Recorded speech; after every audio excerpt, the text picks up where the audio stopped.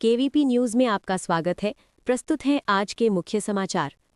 केंद्रीय गृह मंत्री अमित शाह ने नक्सलवाद को लेकर कड़ा रुख अपनाते हुए कहा कि जो भी हथियार उठाएगा उसे उसकी कीमत चुकानी ही पड़ेगी। उन्होंने आरोप लगाया कि वामपंथी विचारधारा ने आदिवासियों को गुमराह किया और उन्हें हिंसा के रास्ते पर धकेला।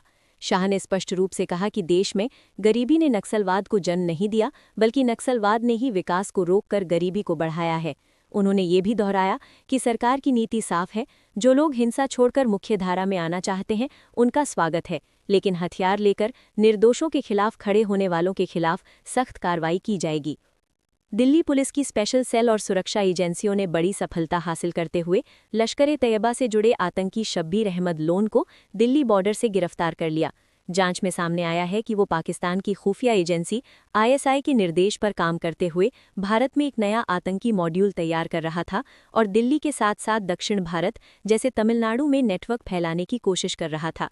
बताया जा रहा है कि शब्बीर बांग्लादेश को अपना ठिकाना बनाकर भारत विरोधी गतिविधियों को संचालित कर रहा था और स्थानीय लोगों, खासकर बांग्लादेशी नेटवर्क के जरिए भर्ती भी कर रहा था। हाल ही में दिल्ली और कोलकाता में लगे भारत विरोधी पोस्टरों के पीछे भी इसी मॉड्यूल का हाथ बताया जा रहा है। शब्बीर अहमद लोन पहले भी सुरक्षा एजेंसियों के रडार पर रहा है। उसे 2007 में AK-47 और ग्रेनेड जैसे हथियारों के साथ गिरफ्तार किया गया था और वो कई साल तक तिहाड़ जेल में बंद रहा। जेल से बाहर आने के बाद वो फिर से आतंकी गतिविधियों में सक्रिय हो गया।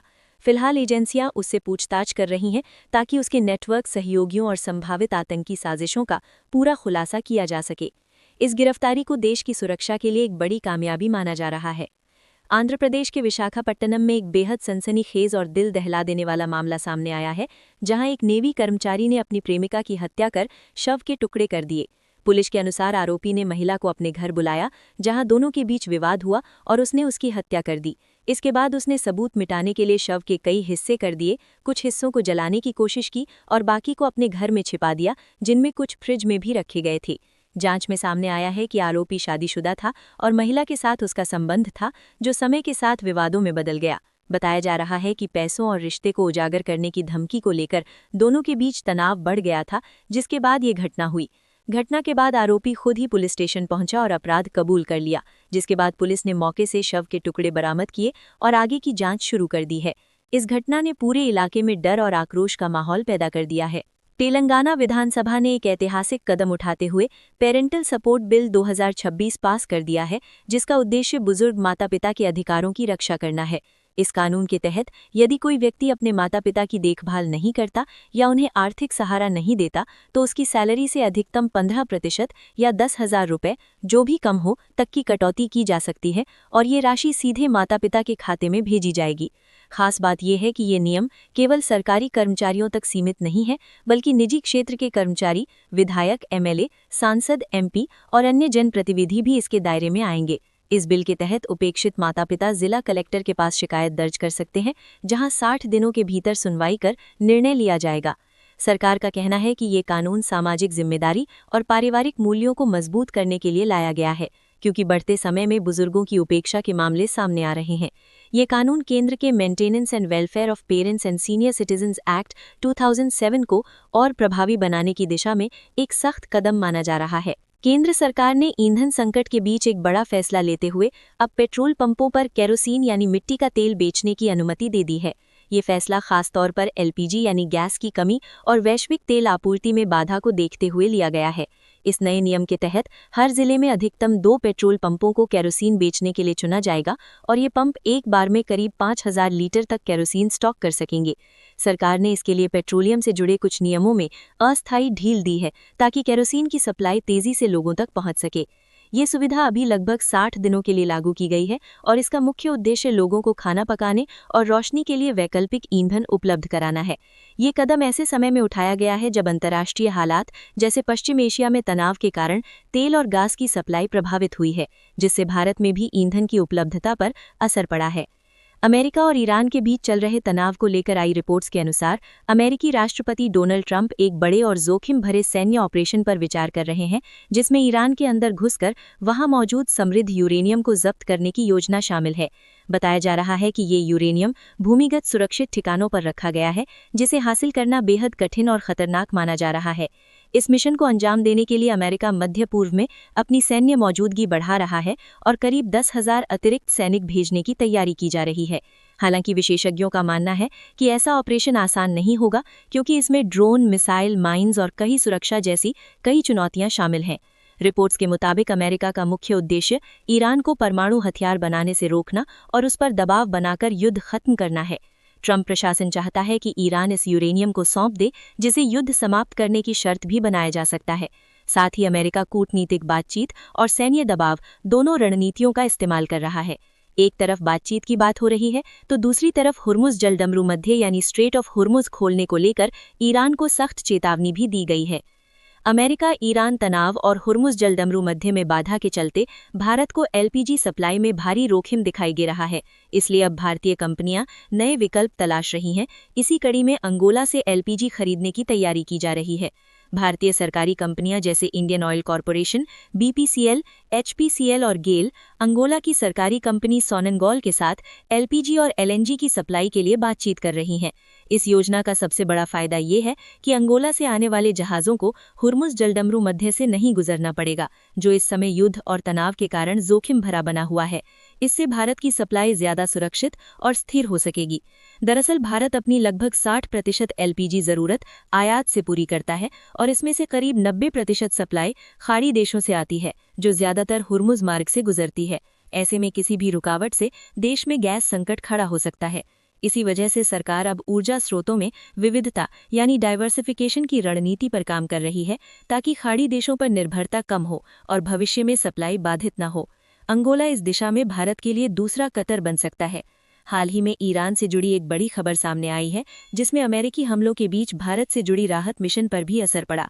रिपोर्ट के अनुसार ईरान के मशहद एयरपोर्ट पर खड़ा एक विमान अमेरिकी हमले में क्षतिग्रस्त हो गया।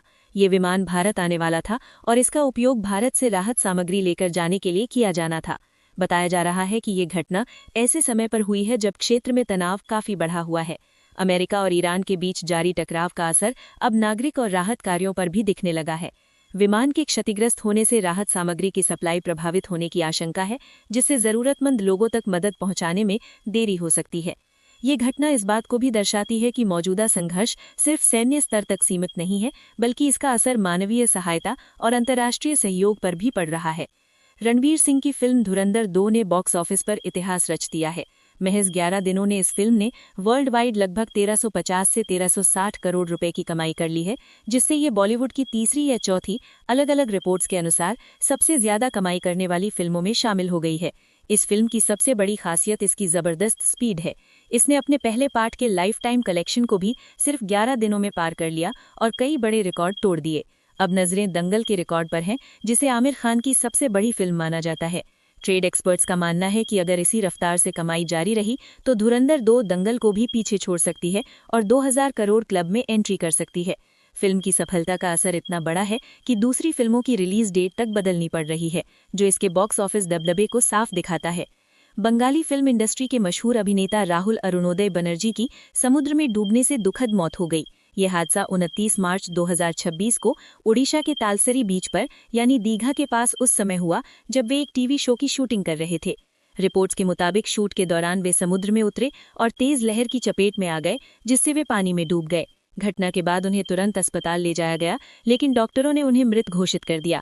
पुलिस ने इस मामले में जांच शुरू कर दी है और बताया है कि शूटिंग के लिए आवश्यक अनुमति नहीं ली गई थी तथा सुरक्षा प्रोटोकॉल का पालन भी नहीं किया गया था। इस दुखद घटना से पूरी बंगाली फिल्म इंडस्ट्री में शोक की लहर है। कई कलाकारों और नेताओं ने उन्हें श्रद्धांजलि दी। वहीं पश्चिम बंगाल की मुख्यमंत्री ममता बनर्जी ने भी उनके निधन पर गहरा दुख व्यक्त किया।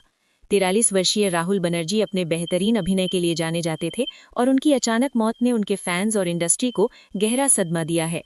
मुंबई इंडियंस ने कोलकाता नाइट राइडर्स को एक रोमांचक मुकाबले में 6 विकेट से हराकर आईपीएल 2026 में धमाकेदार जीत दर्ज की। मुंबई ने 221 रन के बड़े लक्ष्य को सिर्फ 19.1 ओवर में हासिल कर लिया, जो लीग के सबसे बड़े सफल चेज में से एक माना जा रहा है। इस मैच की खास बात ये रही कि रोहित शर्मा और रायन रिकल्टन ने शानदार अर्धशतक लगाए। रोहित ने 78 रन और रिकल्टन ने 81 रन बनाकर टीम को मजबूत शुरुआत दी और जीत की नींव रखी। दोनों के बीच बड़ी साझेदारी ने मैच का रुख पूरी तरह बदल दिया।